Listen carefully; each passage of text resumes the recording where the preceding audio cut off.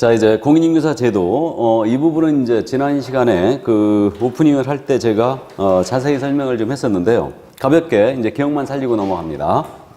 공인인증서 시험 제도에 대한 부분이라고 했는데요. 자격 취득한 자가 공인인증서죠. 그래서 공인인증서 제도에 대한 부분이에요. 원칙적인 시험 시행기관이 누구라고 그랬어요?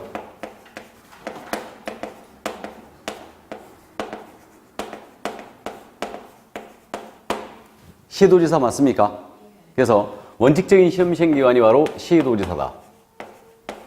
그럼 공법 시간에 들어봤을 것 같은데 이제 여기서 말하는 이 시장은 누구를 얘기합니까? 특별시장이나 광역시장. 그러니까 도지사와 동격인 자가 특별시장이나 광역시장이죠. 그러니까 시도지사 할 때 이 시장은 특별시장이나 광역시장을 얘기합니다. 우리가 시장, 군수, 구청장 할 때 이 시장은 특별시나 광역시장이 아닌 일반 시장을 말하죠. 그 잘 얘기합니다. 그래서 원칙이 시도지사고 예외적인 시험 시행기관이 누구라? 국토교통부 장관이에요. 그러니까 국토부 장관입니다. 그래서 시험 주관을 원칙적으로 예외적으로는 시도지사지만 예외적으로 국토부 장관이 시험 수준의 균형 유지를 위해서 직접 시험지를 추진하거나 시험을 시행할 수 있습니다. 그래서 이렇게 돼 있고요. 이 시험을 지금 현재 이들이 직접 하는 게 아니고 위탁하에 시행한다고 그랬죠. 그럼 위탁 시행체는 현재 우리 협회가 위탁받을 수 있고요. 다음에 공공기관의 운영하는 법률에 따른 공기업 또는 준정부기관에서 위탁 시행이 가능하죠. 그래서 산업인력공단은 준정부기관에 해당합니다. 그래서 여기서 위탁 시행을 하고 있는 겁니다. 현재. 그래서 산업인력공단은 준정부기관에 해당한다. 협회로 시험이 위탁되면 굉장히 어려워질 거라고 했죠.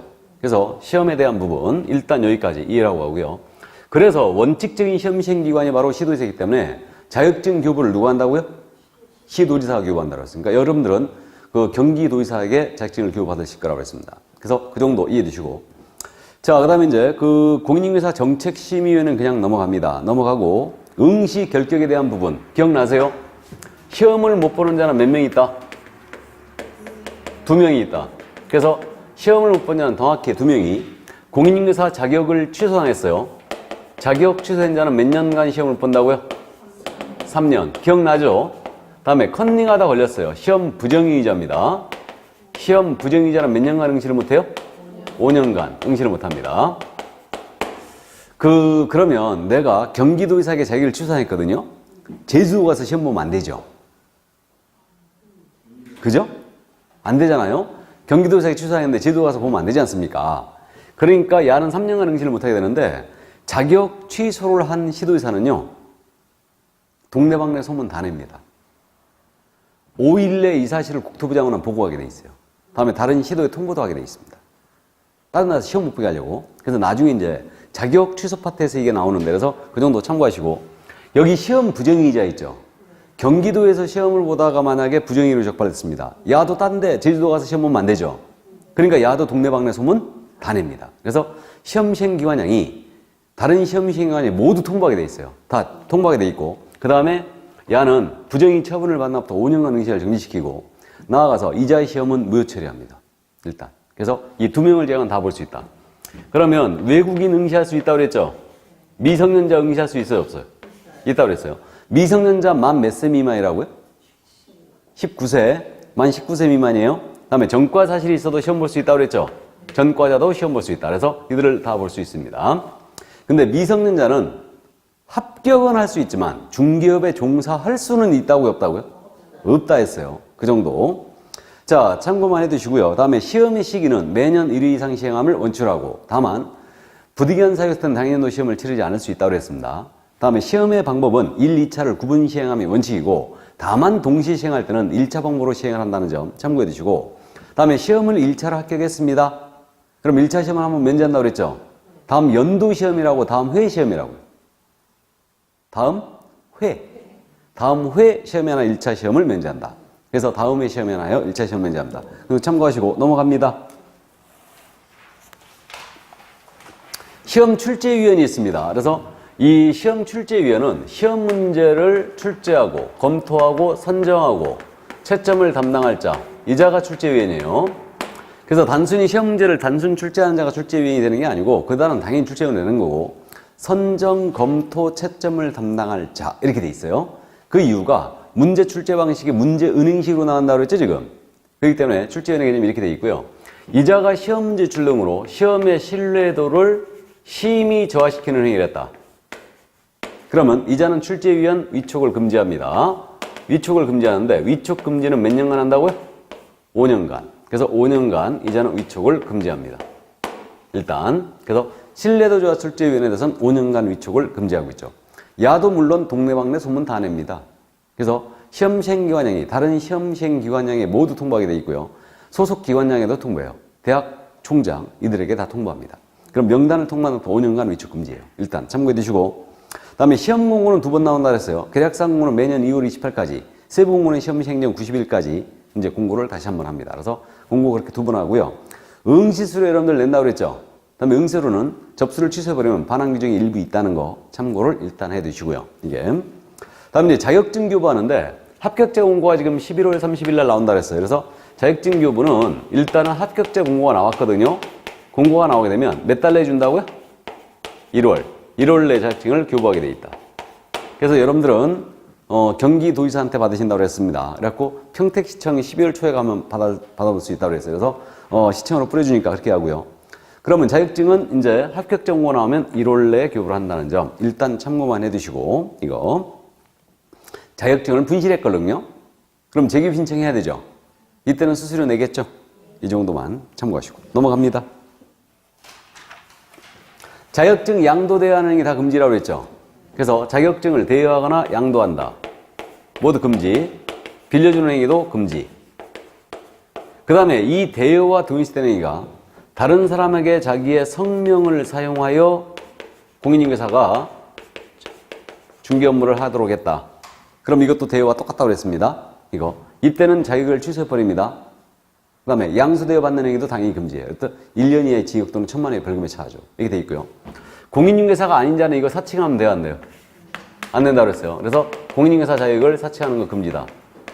그러면 무자격자가 중개사무소의 대표자, 기억나세요? 부동산 뉴스? 부동산 뉴스 사건.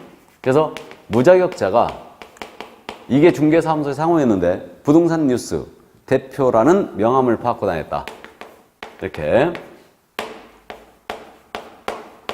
이거 사칭이다 아니다? 사칭이라고 그랬어요. 그래서 사칭금지 여기에 걸리면 1-1, 1년 이하의 적 또는 1,000만 원의 벌금에 처합니다. 이 정도. 그래서 이게 이제 공인중개사 시험 제도에 대한 부분에서 우리가 가볍게 이해할 점이에요. 것 봐요. 중개법은 다 기억나죠? 그죠? 근데 민법은 기억이 나요, 안 나요? 안 납니다. 뭔 얘기 했는지도 몰라요. 개론? 기억 안 납니다, 이거. 뭔 얘기 했는지도 몰라. 그래서 워낙 제가 또 탁월한 강의를 하고 있지만, 중개법은 그 정도 쉬워요. 우리가 실생활과 밀접히 관련이 되어 있고, 여러분들이 쉽게 받아들입니다. 그러니까, 한 번 기초과정을 거치고, 이제 한 번 다시 거치고 하면요, 대부분의 중요 숫자 있죠? 다 기억해버려요, 우리는. 그러니까, 수업 시간에 대부분을 기억하고, 여기서 수업에서 되도록이면 소화를 하는 거예요. 소화를 하고, 나중에 한꺼번에 이제 8월달 이후에 정리를 해나가면 돼요. 이렇게. 근데 1차 과목은 절대적으로 시간이 요구되는 과목이에요. 그러니까 반드시 여러분들이 1차 과목에 대해서는 읽고, 또 읽고, 읽고, 또 읽고 해야 돼요. 그래야 갈 수 있습니다. 근데 2차 과목은 암기 과목이에요.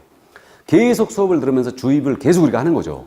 계속 주입을 하고, 이제 나중에 한꺼번에 쫙 정리하면 다 기억이 납니다. 근데 이제 문제 풀이 능력은 달라요.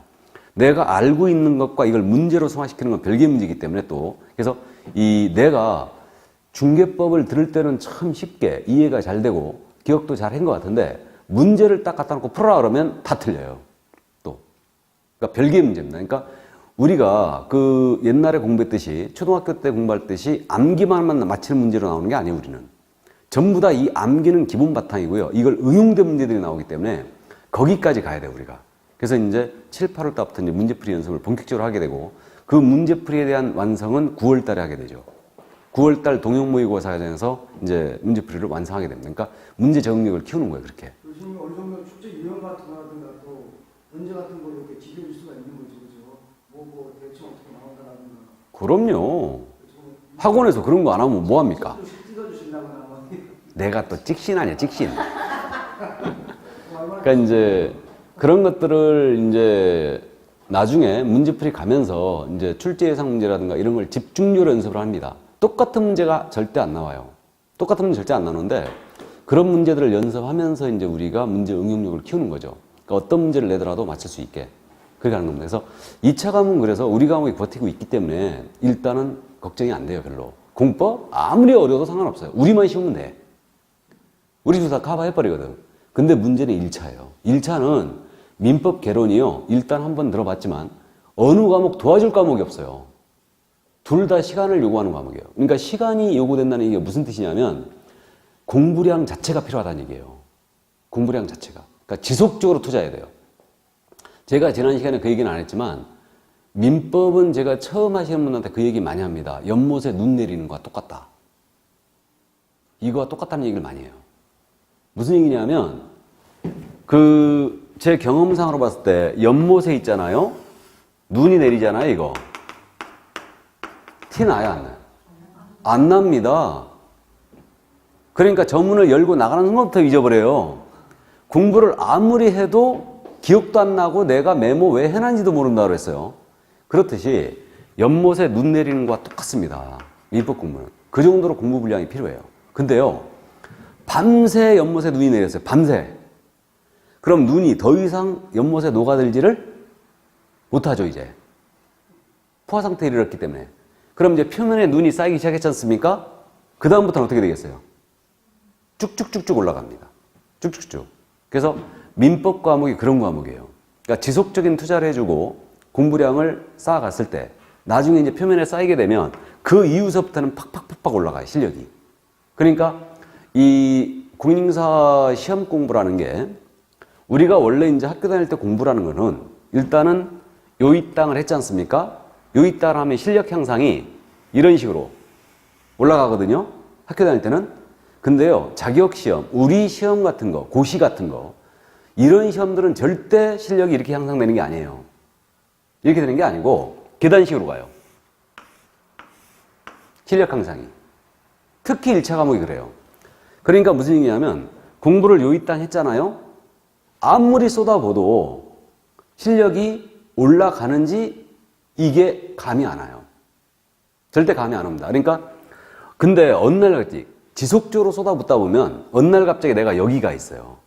실력이. 그러니까 요 과정이 시간이 필요하다는 얘기죠, 지금. 이 과정이. 여기서도 지속적으로 투자를 했잖아요, 시간을. 투자를 지속적으로 하면 어느 날 갑자기 또 여기가 있어요. 그러니까 중개사법도요, 대부분의 수험생들이 그렇게 합니다, 공부를. 2차 과목, 암기 과목이라 하지만 쭉 공부를 해가잖아요. 그럼 쭉 공부를 해가면요, 내가 어느 날 갑자기 문제가 보이기 시작해. 어느 날 갑자기. 그러니까 내가 정답이라고 손들고 있는 거예요, 그냥. 문제에서. 그러니까 지속적으로 내가 속을 계속 썼습니다. 그러니까 이 과정에 스트레스를 엄청나게 받는다는 얘기예요. 이 과정에서. 그러니까 어느 날 갑자기 딱 보면 중개법 문제가 딱 보여버리는 거지. 문제를 딱 내면 이게 내가 정답이거든 하고 손들고 있어, 이게. 그 시기가 빨리 오는 분이 9월 달에, 늦게 오신 분이 10월 달에 와요. 그게. 10월에 시험 치는 시험 보기 전에만 오면 될 거 아니에요. 그죠? 그러니까 이제 고득점을 하신 분들은요, 그 실력, 그 감을, 그러니까 9월달 과정이 중요하다는 게 9월달 시험서부터 이제 계속 모의고사 본다고 그랬죠. 첫 시간에. 계속 시험을 보면서 이제 우리가 해설해 주는데 그 9, 10월 과정에서 스트레스를 엄청나게 받습니다. 내가 이 공부를 제대로 해왔는가? 이걸 포기를 해 말어. 이 고민을 계속적으로 하면서 여러분들이 따라와요. 어쩔 수 없이 따라오는 거지, 그냥. 따라오는데 그걸 못 이기는 분은 2차를 버리는 거야. 포기하는 겁니다. 그러면 수험 기간이 기본적으로 길어져 버려요, 그냥. 근데 그걸 이겨내면서 가면은 10월 달 정도 되잖아요? 그럼 계속 불안한 마음에 계속 공부를 하고 있는데 어느 날 갑자기 중개법이 딱 보여버리는 거예요, 그냥. 답이. 그러면 이제 그렇게 어려운 문제들을 연습하다 보면요, 쉬운 문제들 시험장에 가잖아요? 욕 나온다니까? 욕 나옵니다. 이렇게 쉬운 걸 한민호 저놈이 더럽게 어렵게 가르쳤구나, 이거. 그런 욕 나와요. 그러니까 그 정도로 연습 자체는 어렵게 해요, 우리가. 어렵게 합니다. 특히 중개법은 제가 어렵게 해요. 어렵게 합니다. 그러니까 어차피 중개법은 고득점 과목이고 득점을 해줘야 되는 과목이기 때문에 쉽게 할 일도 없어요. 이거는 어렵게 해도 여러분들이 따라와 버립니다. 민법 어렵게 하잖아요. 절대 못 따라가요. 등기법 어렵게 버리잖아요. 절대로 못 따라갑니다, 이거. 선생님, 그러면요, 감이 빨리 오게 하려고 그냥 쭉 그냥 지속적으로 공부하고 그렇죠. 하고 이 수밖에 없는 거죠. 예. 그러니까 지속적으로 공부하면서 이제 우리가 문제를 성인들이다 보니까 문제 다루는 걸 되게 싫어해요. 여러분들 문제를 되게 싫어합니다. 왜 그러냐면요. 문제는 짜증나거든, 이거. 시간도 많이 걸리고. 그러니까 문제를 내가 풀었어. 이 부분 내가 이해한다 하고 문제를 딱 풀어봤는데 틀리는 거예요, 자꾸. 그럼 그 부분 다시 찾아보고 그렇게 하거든요. 그렇게 하는데 이게 문제를 우리가 중장년이다 보니까 푸는 걸 싫어해요. 그냥 듣고 이해하는 건 좋아하는데 암기하고 문제 풀고 정리하는 걸 되게 싫어해요. 이거를. 그렇기 때문에 문제를 이제 우리 재수생 같은 경우는 문제를 미리미리 다뤄야 됩니다. 미리미리 교재에 있는 문제를 싹 풀어버리고 내가 이제 기억을 계속 문제 감각을 유지해야 되죠. 그러니까 유인물은 계속 우리가 나가요. 그 뭐 11월, 12월은 안 나가지만 뭐 빠른 학원들은 1월 달부터 뭐 문제가 이제 유인물이 나가는데 대부분의 이제 요즘 뭐 워낙 학원들이 막 난리 쳐가지고 막 1월 달부터 문제가 막 유인물이 나가는데 그럴 필요 없어요. 사실은 뭐 알지도 못하는 걸음마하고 있는데 무슨 문제예요 지금. 3월 달부터 정도 하면 되지. 그러니까 어쨌든 문제를 많이 다루면 감이 빨리 와요. 문제를 많이 다루면. 기출문제는 기본이고요. 기본이고. 이해를 확실히 하고 문제를 풀어야 되는 거잖아요. 그렇죠? 우리가 그렇게 생각하거든요. 그러니까 이해를 확실히 하고 문제를 푸는 게 좋은데 이해를 하고 있더라도 문제 풀면 또 틀려요. 문제 풀고 거꾸로 이해하고 다시 문제 풀고 다시 문제 풀고 거꾸로 이해하고 이런 식으로 숙달을 해가는 거예요. 그러면서 이제 암기하고 기억해가는 겁니다. 그래서 이렇게 하는데 문제풀이 과정이 7월 달부터 이제 시작이 되는데 어쨌든 그런 과정들을 이제 거치면서 사실은 이제 동영 때 9월 달 동영 모의고사 가장 집중이 잘 되거든요. 시험 볼 때가. 그러니까 이제 거기서 여러분들이 숙달을 이제 하게 되고요. 내가 그 전에 중개법 감을 잡는다? 이론 자체도 이해를 못하고 있는데 안 됩니다. 그러니까 기본적으로 이제 6월 달 문제풀이 그때 이제 7월 달 들어가기 전까지는 감이라는 게 쉽게 안 와요. 근데 이제 재수생들은 감이 쉽게 오죠. 재수생들은. 이제 한번 다 그 경험을 다 거쳤기 때문에 재수생들은 듣는 것 자체가 틀려요. 듣는 것 자체가 틀립니다. 그러니까 제가 수업을 딱 하잖아요. 그럼 우리 재수생들은 아, 저놈이 왜 이 얘기를 하는구나. 이 대목에서 왜 저 농담을 하는구나. 그걸 다 알아들어요, 그냥. 근데 여러분들은 그냥 제가 농담하면은, 웃기는 얘기구나. 그런 거 하잖아요. 근데 그게 재수생들은 알아요. 내가 왜 그 농담을 하는지. 그러면 이제 확실히 기억을 해버리는 거죠. 저놈이 그래서 나중에 문제풀이 과정에서 들어가면 기억이 납니다. 그러니까 가장 좋은 강의는 그거예요. 내가 시험장에서 기억이 나는 거지. 시험장에서. 그러니까 시험장에서 이 칠판에 썼던 내용, 제가 농담을 했던 내용, 강조했던 내용이 시험장에서 기억이 나면 그거보다 더 좋은 강의가 없는 거예요. 이게. 그래서 어쨌든 그런 감들은 차츰차츰 오시게 됩니다. 그러니까 이제 이 과정에 이 스트레스를 여러분들이 잘 견뎌 주셔야 된다는 얘기예요. 그래야지 갈 수 있어요. 그래서 어쨌든 이게 이제 시험 공부가 단순 암기 공부가 아니고 이제 암기하고 이해를 요하는 응용이 되는 이제 문제이기 때문에 그래서 그렇기 때문에 여러분들이 좀 어려운 공부를 하고 있는 거라고 그러죠. 사실은 이게. 그래서 시험이 28회가 지금 됐기 때문에 28번의 시험을 치렀죠. 그러니까 이제 기출문제가 누적이 돼 있기 때문에 어려워졌다니까요. 결국. 분명히 어려워졌어요. 이게. 그래서 특히 1차 과목. 그래서 어려워진 거예요. 1차 과목 개정할 일도 없잖아요. 민법 부동산학개론은 법도 아니니까 개정할 일이 없고, 민법은 각국이 다 전 세계적으로 개정을 안 한다니까요. 민법이나 형법을 자꾸 개정해버리면 법의 근간이 흔들려 버리는 거예요. 그러니까 민법은 웬만하면 개정 안 해요. 가장 개정 안 하는 게 헌법이죠. 헌법은 함부로 손을 대면 안 돼요. 그거는. 그렇기 때문에 민법이나 형법이나 기본 6법들, 헌법 이런 것들은 손을 잘 안 냅니다.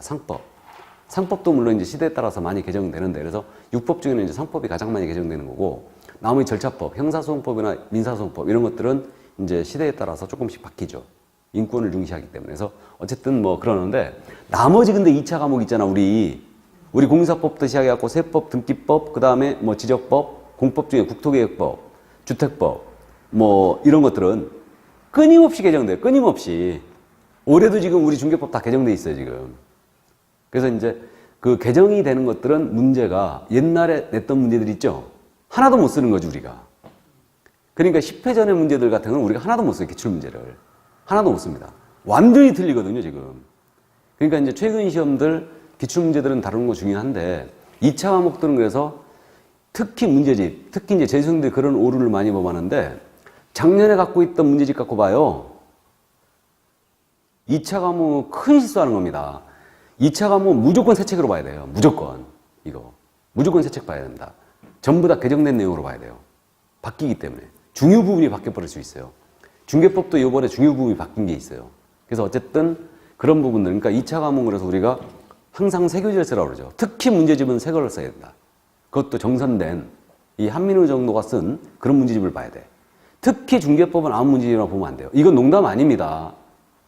중개법 같은 경우는 문제를 진짜 장난을 너무 많이 쳐요. 그러니까 시중에 나온 문제들 보면 진짜 야 이거 중개법 선생님 진짜 나도 중개법을 하고 있지만 진짜 쪽팔릴 정도로 문제를 냅니다. 이거. 그러니까 문제집 볼 때도 특히 재수생들은요 알고 있기 때문에 기웃기웃하는 거지. 저 선생님 좋다 하면 저 선생님 거 갖고 들어보고 이 선생님 좋다 하면 이 선생님 갖고 들어보고 그러면요 기본적으로 3년 이상 걸립니다. 수험기간이. 그런 사람들이 오래 걸려요. 기웃기웃하는 사람들이. 그러니까 우리 선생님들이 잘하든 못하든 관계없어요. 끝까지 한 선생님한테 그냥 매달리는 거지. 네가 책임져라 이거지. 이 과목을. 그리고 이제 그 선생님 걸 계속적으로 이제 듣다 보면은 결국은 전체적인 그림이 그려지는 거죠, 이게. 그래서 어쨌든 내 공부량이에요. 그러니까 이제 수업을 듣는 것은 우리가 이제 좀 더 빨리 가기 위해서 수업을 하는 거고, 그 다음에 이제 이해를 좀 더 빨리 하기 위해서, 그 다음에 문제 적응력을 좀 더 빨리 키우기 위해서 그렇게 되는 거고, 그러니까 시간이 해결하는 겁니다. 시간이. 그래서 이 기간을 잘 견뎌주시기 바랍니다. 아셨죠? 그래서 그 스트레스를 이겨내야 돼요. 그래야지 여러분들이 이제 갈 수 있다는 얘기입니다. 이게 어디? 집에. 집에. 자, 그러면 그 정도 이제 시험지에 대해서 이 정도 이해하시고요. 이제 29쪽 개설 등록 들어갑니다. 오늘 등록의 일부를 들어가죠. 등록은 영업 허가라고 그랬어요. 그래서 그 여러분들이 자격을 취득하는 이유가 이 개설 등록을 하기 위함이에요. 그러니까 자격증이 없으면 등록을 못 합니다. 그래서 일단 그 정도 이해하시고, 그래서 자격을 취득했다 해서 즉시 중개업을 할 수 있는 건 아니고요. 이게 등록을 해야지만 중개업을 할 수 있는 겁니다. 그럼 등록이라는 개념은 뭐냐면, 등록이라는 것은 일정한 사실관계나 법률관계를 행정관청에 비치되어 있는 장부에다 기재하는 행위, 기재 자체를 등록이라고 일단 부릅니다. 근데 그런 개념 몰라도 되고요. 그래서 일단 이거는 영업 허가라고 이해하면 돼요. 등록은. 그래서 일단 영업 허가를 받는 거다. 그래서 말은 등록이라고 했지만 실제로 이건 영업 허가예요. 영업 허가입니다. 그 정도 이해하시고요. 그러면 일단 중개업을 하고자 할 때는 등록을 해야 된다 그랬고,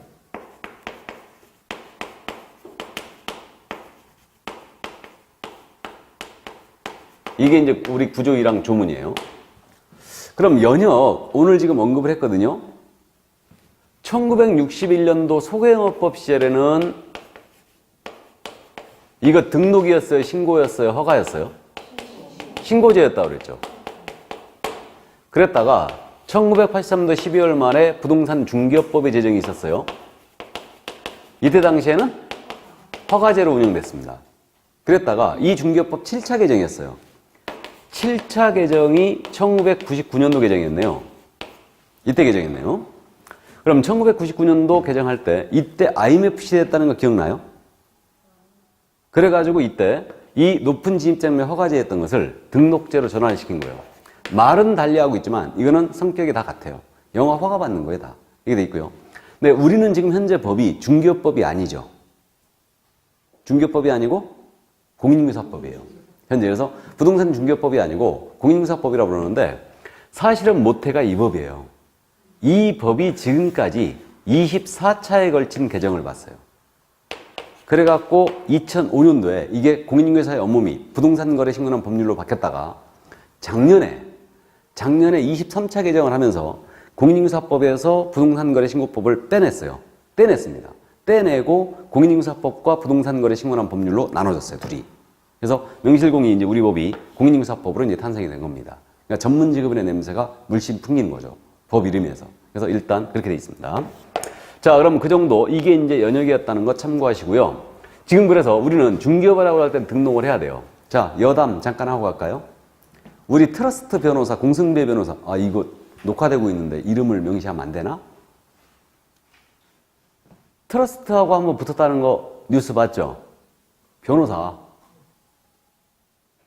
아, 공모 변호사가 99만 원 받고, 상가 건물 중개하고, 사실 법률 상담한다고 지금 그래 놓고, 사실 중개업을 한 거 아니에요, 다. 근데 그게 무죄 판결 나갔잖아요.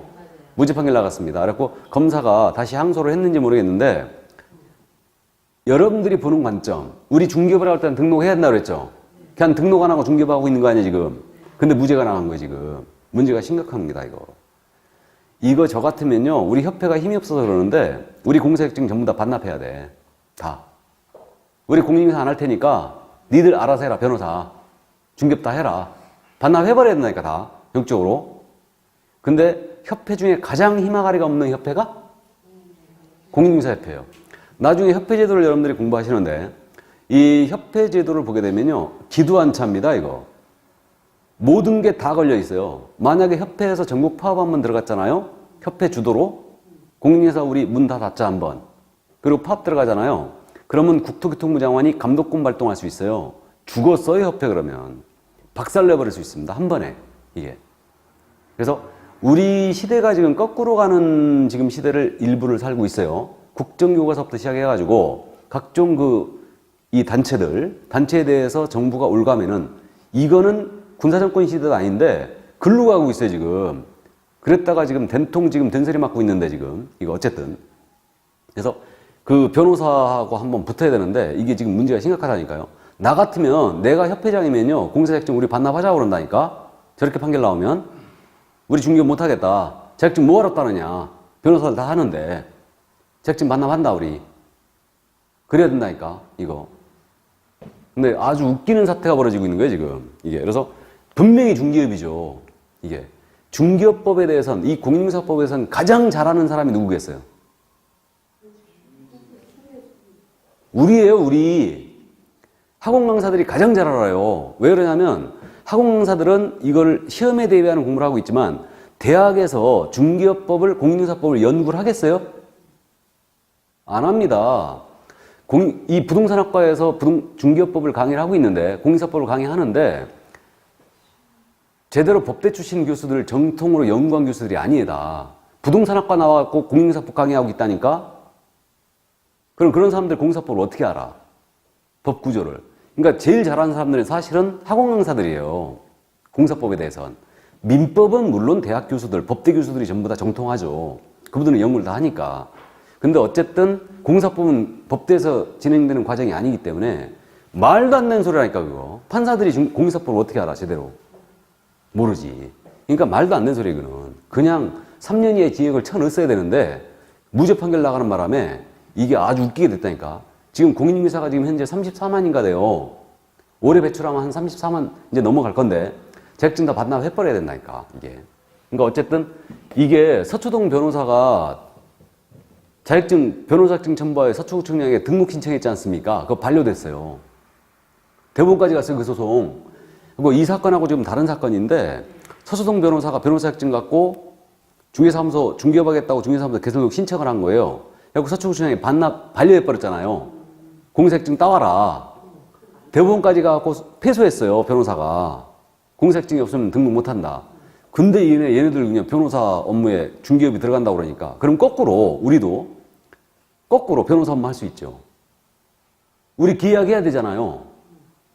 법률 상담할 수 있지, 계약에 대한. 그럼 우리가 계약에 대한 법률 상담 해준다고 그러면 쟤네들 난리칠걸? 말도 안 되는 소리라니까, 이거. 그러니까 어쨌든 참 웃기게 됐어요, 이게. 그러니까 검사가 지금 항소를 했는지 내가 안 찾아봤는데 검사가 항소를 했어야 되죠. 항소 기간이 지금 현재 지난 것 같은데. 판결 나고 나서. 그래서 검사가 항소 안 해버리면요. 그대로 확정돼 버린다니까?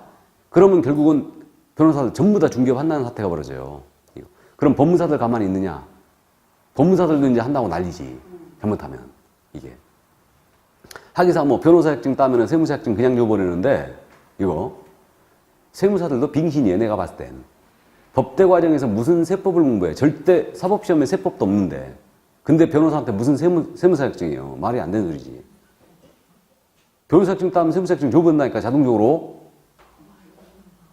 말도 안 되는 소리, 그런 사태가 있는 거예요, 지금. 그래서 어쨌든, 우리 법대 과정에서 교양과목으로도 세법이 없었어요. 교양과목으로도. 왜 그러냐면, 세법 교수들이 없어요. 세법이 법이요, 그게? 그래서 어쨌든, 그 세법이 교양과목으로 없었는데, 하여튼 웃기는 사태가 너무 많아요, 이 사회에, 이게. 그래서 대통령 후에 누가 있어요? 가장 높은 사람이 최순실이지, 지금. 어쨌든 뭐, 국정이, 나라가 완전 개망신을 당하고 있죠, 지금. 이게 아니할 말로. 자, 중개사무소 개설등록. 자, 그래서 이제 뭐, 괜히 또 혈압 올렸네, 이거. 자, 그럼 이제 등록으로 들어가는데, 등록의 절차를 나열을 해보겠습니다. 등록의 절차. 등록이 시간적 순서에 따라 어떻게 진행이 되냐면요. 일단은, 등록 기준을 갖춰야 될 거 아니에요? 자격을 취득하고, 사무소 확보하고, 교육도 받아야 돼요. 그런 다음에, 등록 기준을 갖춘 다음에, 등록을 신청을 해요. 그럼 이에 대해서요, 검토를 하거든요. 등록 신청을 받은 관청에서 일단 검토합니다. 사무소 나가서 확인도 해요. 결격 여부 같은 건 다 줘야 합니다. 그런 다음에 요건에 적합하면 등록을 통지해줘요. 근데 등록 통지할 때요, 등록증을 안 줍니다. 등록증 안 주고, 기업공사의 손해배상 책임을 보장하는 조치, 이게 보증이라고 그러는데, 보증을 세워야 돼요. 보증을 설정했는가 안 했는가, 이걸 확인한 다음에 이게 설정이 돼 있으면 이제 등록증을 이제서야 교부합니다. 그런 다음에 이제 증을 받았으므로, 등록증을 받았으므로 중개사무소에 잘 보이는 것을 걸어놓고 중개 업무를 시작하면 돼요. 그래서 일단 절차는 시간적 순서에 따라 이렇게 진행이 되는데, 우리가 일단 등록 기준에 대한 내용을 오늘 가볍게 이해를 하고 가셔야 됩니다. 등록 기준에 대한 내용을. 그래서 현재 등록 기준에 구비를 해갖고 개인과 법인으로 나눠서 대비해놨죠, 지금. 둘이 대비해놨는데, 민법 시간에 아직 이제 공부를 안 했는데, 인이라는 걸 공부했나요? 인? 예, 인. 인은 개인이 있고 법인이 있죠? 개인을 민법 시간에는 자연인이라고 공부할 거예요. 자연인. 그래서, 자연인의 등록 기준이에요. 그래서 이제 개인이라고 그냥 부르겠습니다. 그래서 개인이 중개사무소 개설 등록을 하기 위해서는요, 일단, 개인의 경우는 이걸 이제 민법 시간에 뭐라고 부른다고요? 자연인. 이렇게 부르고 있는데, 개인의 등록 기준은 먼저, 가장 먼저 공인중개사의 자격을 취득해야 돼요. 반드시 자격이 있어야 됩니다, 개인은. 그러니까 자격증이 없는 자는 절대 등록할 수 없어요. 자격을 취득해야 돼요. 그럼 변호사일지라도 자격증이 없으면 등록을 할 수 있다, 없다? 없다. 이거 이렇게 됩니다. 다음, 두 번째. 중개사무소를 확보해야 됩니다. 중개사무소. 그래서 중개업을 영위할 수 있는 물적 설비죠. 사무소를 확보해 줘야 돼요. 다음에 우리가 식당을 하더라도 식품위생법에 의해서 교육받죠. 위생교육을 받아요. 그렇듯이 우리도 교육받아야 돼요. 그래서 우리는 실무에 나가기 전에 받는 교육이다 해서 실무교육이라고 해요. 그래서 중개 실무교육을 이수를 하셔야 됩니다. 이거. 그리고 마지막으로 등록을 못하는 사유, 이걸 결격사유로 하거든요. 결격사유라는 거에 해당이 돼 있지 않아야 합니다. 결격사유에 해당이 안 돼 있어야 된다. 그래서 이게 개인의 등록 기준이에요. 암기할 필요도 없죠? 쉽게 이해가 됩니다. 그럼 이 자격 취득과 관련해서는요, 그냥 변호사일지라도 안 된다는 것만 일단 감만 잡아두면 돼요. 이게. 그 다음 이제 사무소에 대한 내용이거든요. 이 사무소는 이제 다음에 다시 정확하게 다 공부하는데, 오늘 중개사무소 설치 기준에 대한 내용을 여기서 다 보고 갑니다. 사무소를 먼저 확보해 놓는 거예요. 확보 계획으로 들어가는 게 아니고 먼저 확보해 놔야 돼요. 사무소를. 그럼 사무소를 어떤 기준으로 확보해야 되느냐, 바로 이 문제거든요. 이 문제인데, 이 중개사무소는요, 우리 법에 지금 어떻게 규정이 되어 있냐면, 중개사무소는 건축물 대장에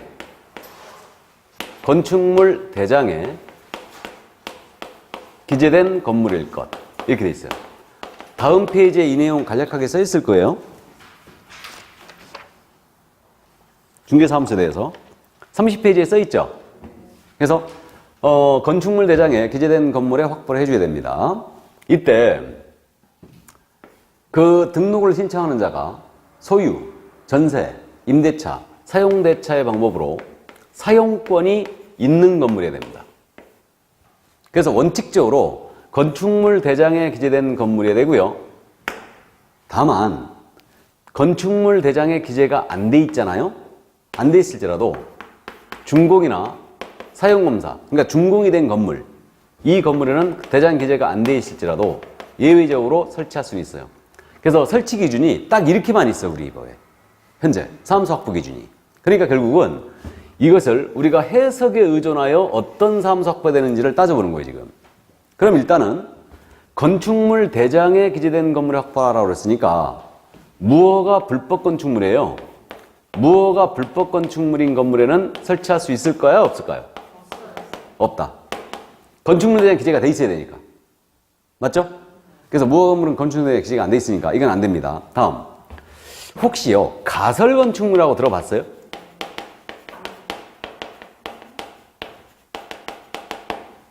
그 가설 건축물의 대표적으로 컨테이너 사무실. 컨테이너 사무실. 그다음에 이제 샌드위치 판넬로 임시로 지어놓은 건물들이 있죠.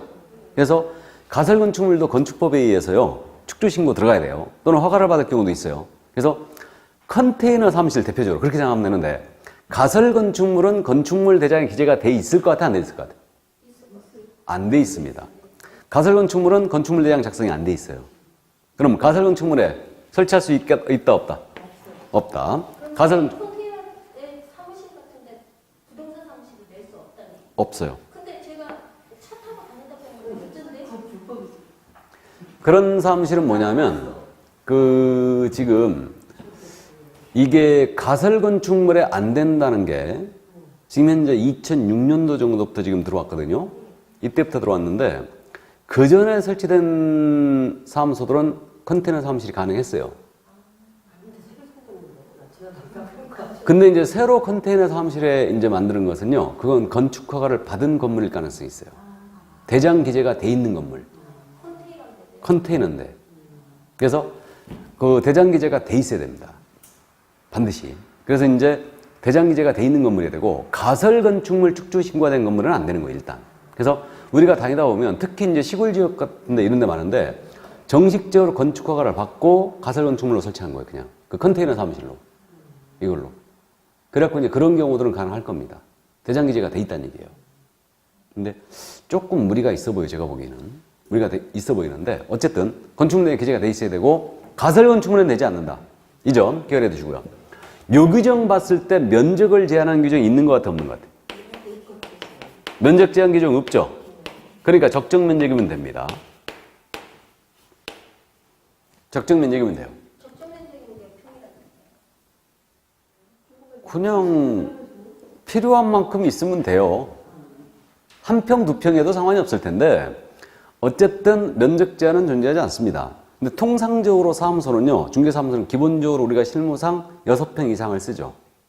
전용 6평 이상이에요. 전용 6평 이상 씁니다. 그러니까 왜 그러냐면 기본적으로 실장 자리 책상 2개 정도 놓고요, 집기 비품을 갖춘다면 적어도 6평은 넘어야 돼요. 이게. 그렇기 때문에 통상 6평 이상을 많이 씁니다. 이게. 그래서 면적 제한 규정은 존재하지 않습니다. 그래서 이렇게 돼 있고요. 그 다음에 등록을 신청하는 자가 갑이었어요. 근데 임대차 계약, 건물에 대한 임대차 계약은 을의 명의로 돼 있는 거예요. 즉 다른 사람의 명의로 임대차 계약이 돼 있는 건물에도 가능하냐? 이 문제가 있어요. 이게. 그러니까 무슨 얘기냐면, 이게 이제 건물인데요, 1층에 제 친구가 이걸 1층을 임차했어요. 그래서 사업을 했었습니다. 그래가지고 임대차 계약은 이 건물주와 친구 사이에 지금 돼 있겠죠? 근데 내가 중개사무소를 열겠다 그랬더니 야가 그러는 거예요. 야, 임대차 계약 아직 남아있거든? 내가 사업을 접거든? 그러니까 여기 목이 좋으니까 네가 여기다 대고 중개사무소를 열어라, 이런 거예요. 그럼 임대차 계약은 야 명의로 돼 있고 등록은 내가 하는 거죠. 이거 되느냐 문제. 그러니까 다른 사람 명의로 임대차 계약이 체결된 건물에도 가능하냐, 이 문제예요 지금. 될까요, 안 될까요? 예? 그거 막는다는 얘기 없죠? 사용권이 있으면 된다고 그랬죠? 그러니까 됩니다. 그럼 이때는 내가 사용권이 있다는 걸 증명해야 돼요. 그럼 서류 낼 때 어떻게 내냐면요, 일단은 친구와 건물주 사이에 체결되는 임대차 계약서 있을 거 아니에요. 이거 4번 들어가야 되고, 내가 쓸 수 있다는 걸 증명해야 되니까 이 친구와 저 사이에 계약서 있어야 되죠. 이것을 전대차 계약이나 사용대차 계약이라고 그래요. 자, 참고입니다. 여러분들이 민법 시험범위 계약편에서 민법 계약편 임대차만 시험 범위가 들어가 있어요. 계약편에서는 매매 교환 임대차만 여러분들 시험 범위에 들어가 있습니다. 근데 이제 요 전대차 이것은 돌전자 이게 임대차 임차를 빌린 사람이 다시 한번 또 빌려주는 거죠. 이걸 뭐라 해요? 전대. 이걸 전대라고 그러고 이게 돌전자라 그래요. 그다음에 사용대차는요. 임대차와 사용대차 차이는 뭐냐면 임대차는 월세가 있죠. 유상이 원칙이고 사용대차는 무상이 원칙이에요. 그 차이예요. 참고해 주세요. 그러니까 사용대차라는 건 무상이에요. 유상으로 하면 임대차가 됩니다. 그러면 친구와 저 사이니까 전대차나 사용대차 계약서 들어가면 되죠. 그러니까 이 서류 같이 들어가면 돼요. 이해되십니까? 자, 근데 실무에서는 이렇게 하게 안 하게요? 절대 안 합니다. 그렇게 안 합니다. 왜 그러냐면 내가 등록을 들어가는데 친구 임대차 계약한 건물에 들어간다. 그러면요. 건물주하고 저 사이에 아니할 말로 우리가 속된 말로 가라계약서. 일본말 써서 죄송한데 가짜 계약서죠? 가짜 계약서 하나 만드는 거예요. 그래서 그걸로 내버려요, 그냥. 왜 그러냐면요. 사업자 등록도 해야 돼요. 맞죠? 사업자 등록을 하자면 이런 복잡한 서류 들어가잖아요. 세무서에서 싫어하죠. 그러니까 임대인을 꼬시죠. 해줘요. 뺀다고 그러면 어떡할 건데. 어차피. 그러니까 이제 아니면 나랑 새 계약서를 맺죠. 새 계약을 하죠. 임대인과. 정상적으로 다. 그렇게 해버리죠. 그러니까 타인 명의로 임대차 계약이 된 건물에도 가능하다. 이론적으로. 근데 실무적으로는 절대 그렇게 안 해요. 절대 그렇게 안 합니다. 그래서 실제로 자기 명의로 해버려요. 그래서 일단 그렇게 되고요. 그래서 이거 여기까지. 그래서 건물에 대한 개념은 일단 여기까지 이해합니다. 그래서 중개사무소는 여기까지 이제 확보하면 되는데, 그 다음에 이제 준공이 된 건물에 이제 건축물에 대한 기재가 안 돼 있지만 예외적으로 준공이 된 건물은 예외적으로 설치할 수 있어요. 이건 왜 그랬냐면요. 이것 때문에 들어온 거예요. 저 단서는. 이게 아파트 단지입니다.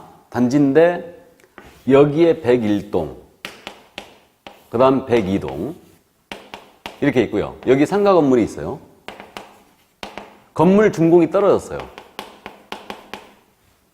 준공이 떨어졌는데 이게 토지가 준공이 안 된 거예요.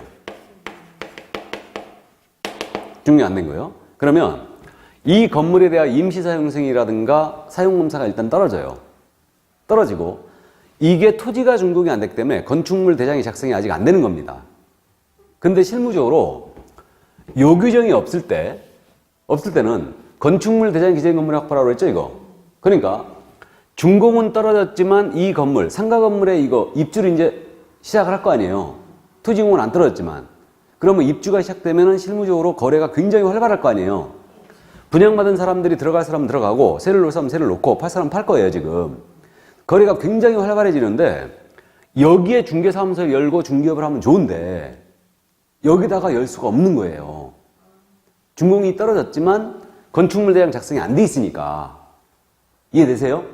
그러니까 어떤 사태가 벌어지냐면, 중개사무소는 여기 있고요. 여기 있고, 여기다가 사무소를 임차해갖고, 간판도 안 걸고, 조용히 중개사무소를 해버린 거예요, 여기서. 그럼 여기 사무소 있잖아요? 여기다 사무소 또 설치했죠? 이중사무소예요. 그럼 1년 이하의 징역입니다, 우리. 이건 다음 주 공부예요. 이중사무소. 그래서, 그러니까 결국은 이런 불법 사태가 벌어지고, 나아가서 여기다 파라솔 놓고 또 이걸 중개업을 해버린 거예요. 그럼 어떻게 되느냐? 이것도 임시시설물 설치예요. 임시시설물 설치. 이거 다음 주 공부예요. 이런 불법적인 사태가 계속 벌어지는 거예요. 그래갖고 이걸 양성화시키자 해가지고, 그러면 건축물 대장 기재가 안 돼 있지만, 어떤 사유로 안 돼 있지만, 준공이 된 건물에는 예외적으로 설치할 수 있다. 라고 이제 단서 규정을 두게 된 거예요. 그래서 이때는 왜 대장 기재가 안 돼 있는가? 그 사유서를 첨부해갖고 등록 신청하면 받아줍니다. 무슨 말인지 이해되시죠? 그러니까 준공 떨어진 건물에는 들어가 있어요. 대장 기재가 아직 안 돼 있다 하더라도. 그래서 일단 거기까지. 그래서 이게 바로 이제 사무소에 대한 내용이고, 이거는 이제 중개사무소 확보 기준에 대한 부분은요, 여러분들 공법 시간에 건축법을 공부하거든요. 건축법에서 더 다뤄야 돼요. 그러니까 건물에 대한 건축법을 이제 더 공부하게 되면 내용을 이제 제가 더 나갑니다. 여기서. 그래서 일단 그 정도. 그래서 사무소로 쓰기에 적합한 건물로서 건축물에 대한 기재가 돼 있어야 되고요. 그 다음에 대장 기재가 안 돼 있지만은 준공이 떨어진 건물에는 설치할 수 있습니다. 여기적으로. 그래서 이 정도만 이해를 해 두시고요. 그 다음에 이제 실무교육을 받으라 그랬거든요. 그러면 실무교육도 나중에 공부합니다. 나중에 공부하는데 여기서 실무교육에 대한 기본 내용은 미리 짚고 가죠. 저도 지금 올해 계속 지금 실무교육을 했어요. 그러니까 실무교육 계속 이제 해왔는데 어쨌든 이 실무교육이라는 것은 뭐냐면 중개 실무에 들어가기 전에 먼저 받는 교육이에요. 그래갖고 우리가 지금 11월 30일 날 지금 합격자 발표한다고 그랬죠. 합격자 발표 이제 27회 시험 합격자 발표를 하는데 그 합격자 발표를 하게 되면요 실무교육이 엄청 진행됩니다. 기업을 하실 분들은 모두 다 실무교육 받아야 되거든요. 소속공사로서 근무하실 분도 실무교육 받아야 돼, 다. 중개보조는 직무교육이라는 걸 받아야 돼요. 그러니까 나중에 그 교육제도를 공부하는데 중개업 종사 전에 모두 다 교육 받아야 됩니다. 그럼 등록을 하는 자는 무슨 교육 받는다고요? 실무교육을 받아야 돼요. 실무교육을 받는데 이때 이 실무교육이라는 것은 그래서 언제까지 받아야 되냐 그 시기에 대한 부분인데 이거는 등록하기 전, 등록 전 1년 내에 실시하는 실무교육을 받아야 돼요. 그러니까 내가 등록하기 전에 미리 교육을 받는 거예요. 미리. 그래서 이제 등록하기 전에 미리 받아야 되고요. 그럼 현재 실무교육 실시 권한은 누구한테 있냐면 시도지사에게 있어요. 기본적으로 교육 권한은 시도지사에게 있습니다. 우리. 그래서 이제 시도지사가 실무교육 실시 권한이 있는데 이 시도지사가 실무교육을 직접 하는 게 아니에요. 위탁 시행하고 있어요. 그럼 일단 실무교육을 위탁받아 시행할 수 있는 곳이 어디 있겠어요? 우리 협회에 있다고 그랬죠. 협회는요 기본적으로 시험도 위탁받을 수 있고 교육도 위탁받을 수 있어요. 그래서 협회에서 주로 위탁받아 시행하고 있고요. 다음에 부동산 관련학과 개설된 대학들이 있죠. 부동산 관련학과 개설된 대학들. 그래서 대학이나 전문대학인데 부동산 관련학과 개설이 돼 있어야 돼요. 반드시 돼 있어야 됩니다. 그래서 지금 수도권 소재 대학 중에서는 부동산 관련학과 개설이 된 데가 그 건국대, 한성대 이런 데들 또 어디 있나? 내가 대학을 잘 모르겠네. 그런 데들이 있어요. 일단 있고요. 그 다음에 또 이제 공기업이라든가 준정부 기관에서 위탁 시행이 됩니다. 이거는 이제 산업인력공단을 염두에 둔 건데 일단 현재 그래서 협회나 대학 여기서 위탁받아 시행을 하고 있어요. 그래가지고 지금 현재 협회가 두 군데가 있거든요. 한국공사협회와 세대항공사협회가 있는데 이제 세대항공사협회 같은 교육장은 이제 안산에 있어요. 안산에 있고요. 그 다음에 이제 나머지는 이제 별로 없는 걸로 알고 있는데 저기 왕심 쪽에 하나 있고요. 근데 이제 한국공인유사협회 여기가 지금 협회가 제대로 협회 역할을 하고 있거든요. 그래서 한국공사협회에서 실무교육을 위탁받아 시행하고 있죠. 그래서 우리 여기 평택시에 있을 거예요. 그 한국공사협회 지회가 설치가 돼 있을 거예요. 그래서 거기 가서 이제 교육 받으시면 돼요. 그래서 스케줄 빨리 확인해야 됩니다. 그러니까 여러분들 28회 딱 해가면 내가 바로 개업을 하거나 소속공사를 근무하고 싶다. 그러면 빨리 신청해야 돼요. 마감돼 버려요, 이게. 마감돼가지고 올해 교육을 못 받아버립니다. 그러니까 이제 이때 자격증 그래서 이제 나오기 전에 교육을 미리 신청하죠. 그래갖고 자격증이 없으면은 교육을 안 받아주거든요. 그러니까 자격증이 없으면 안 받아주니까 합격했다는 확인서 있죠. 이걸 발급받아갖고 대신 실무교육을 받는 거예요. 자격증 받기 전에. 그래서 합격자 공고가 물론 나와야 됩니다. 그래서 이때 이후로는 이제 자격증 안 받았다 하더라도 합격 사실 확인서가 있어요. 그래서 이제 그걸로다가 이제 대신 신청합니다. 그래서 교육 받아요. 그래서 어쨌든 지금 현재 권한은 시도자한테 있는데 협회라든가 대학 여기서 위탁받아 시행을 하고 있습니다. 지금. 그 다음에 이제 교육 시간은 어떻게 돼요? 교육 내용은 법률 지식을 기리고요. 중개 및 경영 실무, 직업윤리 내용 이런 걸로 하고 있고요. 교육 시간은 현재 그 법정 시간이 어떻게 되냐면 28시간 이상 32시간 이하로 돼 있어요. 이게. 그러면 28시간이라면은 지금 현재 4일이죠. 7시간씩 교육이에요. 그래갖고 이제 4일 교육이 되는 거고 32시간이면 8시간씩 4일이 되는 겁니다. 그래서 어쨌든 28시간, 32시간 이하 이제 범위 내에 시키는데 현재 두 협회가 28시간을 시키고 있어요. 그래서 28시간을 어떻게 시키고 있냐면 하루는 온라인 교육이에요. 그러니까 하루는 집에서 컴퓨터로다가 협회 거기 교육 이제 접속해가지고 교육을 7시간 동안 온라인으로 받아요. 온라인으로 받고, 그 다음에 3일은 집합교육이에요. 그러니까 이제 3일은 모여갖고 집합교육을 합니다. 그래서 이제 그렇게 하고요. 교육비는 한국공사협회는 13만 원이에요. 그 다음에 세대항공사협회는 12만 원입니다. 물론 점심은 안 줍니다. 싸고 가야 됩니다. 그래서 일단 그렇게 되고요. 자, 그래서 일단 이렇게 이제 실무교육 이렇게 이제 진행이 되고 있죠. 그래서 일단은 현재 지금 4일 교육을 하고 있는 겁니다. 온라인 교육 하루, 집합교육 3일 해가지고 이제 저도 그 집합교육 할 때 그 교육을 계속 지금 다녔었는데 올해 저는 이제 계약하고 확인 설명서, 작성 요령 이걸로 교육을 했어요. 그러니까 계약서 이제 쓰는 거, 그 다음에 이제 우리가 계약에 대한 부분을 공부하지만 우리 실무 쪽에서 계약 작성 요령이 있거든요. 근데 실제 시험에 우리는 대비하기 때문에 제가 이 부분은 실무에서 쓰는 거는 강의 절대 안 해요. 안 하고 이제 교육 갔을 때 일단은 그런 내용을 강의하죠. 그래서 어쨌든 그 4일 현재 교육을 하고 있습니다. 이게. 그래서 이게 바로 실무교육이에요. 그럼 실무교육을 받고 나면 이제 실무교육 수료증을 줘요. 수료증을 주면 그걸 첨부하여 등록 신청할 때 이제 같이 내는 겁니다. 이게. 그리고 이제 작년에 이게 들어왔거든요. 그러니까 올해죠, 정확하게.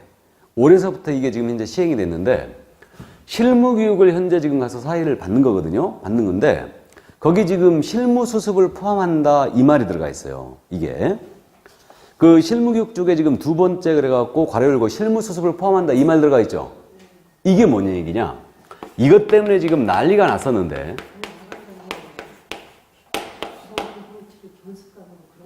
그 얘기예요, 이거. 예. 이게 시행이 되고 있어요, 지금 법이. 그래서 실무수습을 포함한다 그랬는데 실무수습제도 도입을 했어요, 지금. 했는데 문제는 실무수습을 하자면 어디 가서 얼마 기간 동안 받아야지만 실무수습을 해야지만 교육받은 걸로 보겠느냐. 이 문제죠, 지금. 그러니까 이거에 대한 구체적인 내용은 우리 시행령에서 나와야 될 거 아니에요? 시행령이 다른 말로 뭐라고 그래요? 대통령령. 여기서 나와줘야 되는데 시행령이 아직 없어요. 현재. 그래갖고 지금 현재 요거만 들어와 있어요. 그럼 실무수습하면 진짜 웃기는 사태 벌어지지 않겠어요?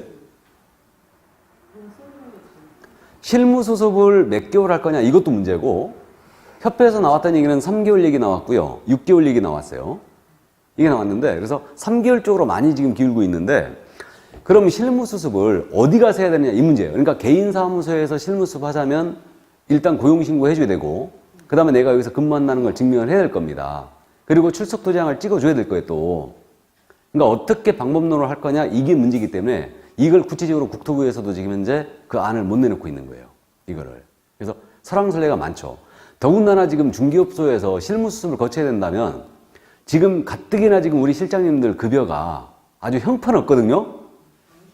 형편없는데 오히려 돈 내고 하러 갈 거예요, 실무수습을. 분명히 우리 개업공사의 성향으로 봤을 때 그럴 겁니다, 이게. 그러니까 여러 가지 문제가 있기 때문에 지금 현재 법에 규정만 들어와 있고 실제로 실무수습 제도를 도입을 못하고 있는 거예요, 지금. 이게. 됐습니까? 그러니까 실무수습을 포함한다가 바로 그 뜻이에요. 그래서 일단 여기까지고. 이 결격 사유에 대한 부분은 이제 다음 주에 정확하게 다시 자세하게 공부합니다. 그래서 그때 이제 보기로 하고요. 그래서 개인의 등록 기준, 자연인의 등록 기준은 일단 여기까지예요. 여기까지고. 그래서 이제 법인의 등록 기준이 있는데 이 부분은 다음 주에 할까요? 예, 그래서 이 부분은 다음 주에 하기로 하죠. 법인의 등록 기준은. 선생님, 부동산 사무실 빌라 지하에도 낼 수가 있나요? 빌라 지하요? 예. 안 됩니다. 근데 제가 봤거든요. 그게 빌라 지하에 있나요? 등록관청 담당 공무원이 잘못 내준 거예요, 그거. 예. 제가 수업하는 거 근데 그게 그 규정이 그랬다고 그랬잖아요. 건축물 대장 기재된 건물에 확보해야 된다. 이렇게 돼 있었어요. 이게. 그래갖고 원래는 이렇게 안 돼 있었어요. 사무소로 쓰기에 적합한 건물이어야 된다. 라고 이렇게 돼 있다가 건축물 대장에 기재된 건물이면 된다라고 이제 바뀐 거예요. 2006년도에. 이렇게 바뀌면서 아파트 같은데 1층이 있잖아요. 거기 그 건축물 대장 기재되어 있는 거 맞죠? 그러니까 이 등록관청이 말이에요. 담당 공무원이 진짜 이거 녹화되고 있는데 죄송한 얘기인데 담당 공무원이 법을 어떻게 알아? 맞죠? 건축물 대장 기재 건물이면 된다라고 해버리니까 아니, 아파트 1층도 내준 거예요. 말이 안 되는 소리지. 건축물 대장이 기재가 돼 있어야 되고, 사무소로 쓰기에 적합해야 돼요, 당연히. 그럼 용도 기준에 맞춰야 된다는 얘기인데, 사무소로 쓰기에 적합한 용도에 돼. 주택용도 안 되죠. 그래서 저도 좀 이상했거든요. 빌라지요. 빌라지야 안 돼요. 사무실을 그 허가 번호도 있더라고요. 그래가지고 내는 거죠. 그래서 예전에 그러니까 내준 거예요, 그러면. 아니요. 몇 년 안 됐던 것 같아요. 몇 년 안 됐어요. 이건 담당이 이건 잘못 알고 내준 거예요. 잘못 알고 내준 겁니다. 그러니까 법을 모르고 내준 거예요. 이거는. 그래서, 근데 등록과체에서 일단 내줬기 때문에 그건 할 수 없는데, 어쨌든 이거는 안 되는 거죠. 그러니까 용도 기준이 건축법상 기준에도 맞춰야 돼요. 사무소로 지게 여러분들이 건축법에서 1종 근린생활시설, 2종 근린생활 공부하거든요. 우리 2종이거든요. 2종 근생에 들어가야 돼요. 그 다음에 일반 업무시설 용도가 돼 있어야 돼요. 그러니까 그렇게 들어가는 거지. 일반 상가 주점으로 돼 있다. 얘는 못 열어요. 용도 변경해야 돼, 대장을. 다 바꿔야 됩니다. 용도 변경해야지만 열 수 있어요, 이게. 자, 어쨌든 그래서 여기까지고요. 다음 주에 법인을 나가도록 하겠습니다. 이제 조금씩 적응이 돼가요? 한 3주 지나면 적응될 겁니다. 고생 많으셨고 다음 주에 건강한 모습으로 뵙겠습니다. 수고하셨습니다.